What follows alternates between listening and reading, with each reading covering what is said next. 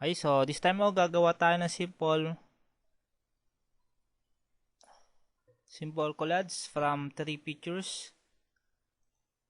Okay, so let's move ito pong isang picture to the other picture.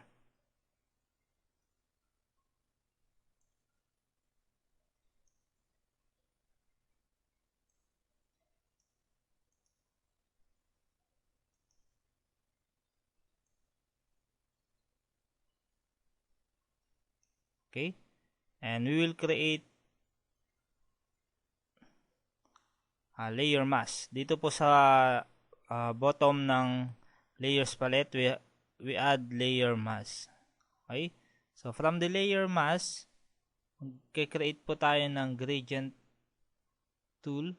So from white to black, and tingnan po natin kung ano epekto nung from white to black. So mula dun sa clinic ko papunta dito sa endpoint is black.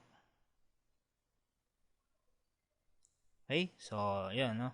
So mula dun sa white, yun po yung matitira, tapos yung black, yun po yung mawawala.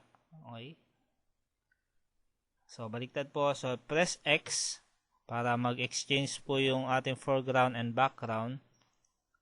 Kung gusto natin magsimula dito,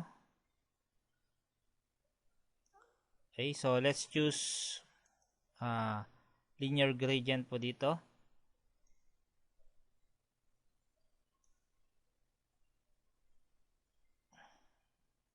Okay, check po natin yung iba pa kung may.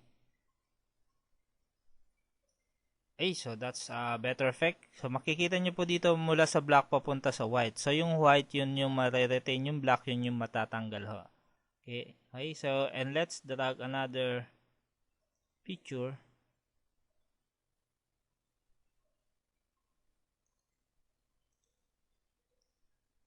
Okay, and create layer mask. So yung white kanina dito sa gradient tool, yun po yung matitira. So we use spiral or radial gradient.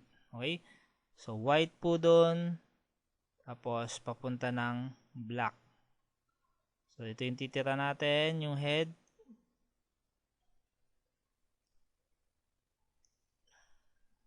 Baliktad.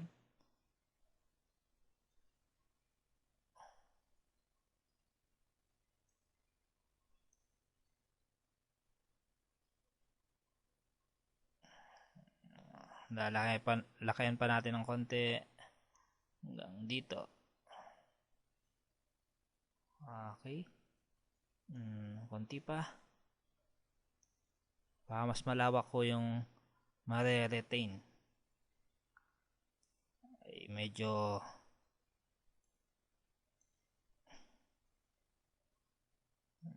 masyado maliit.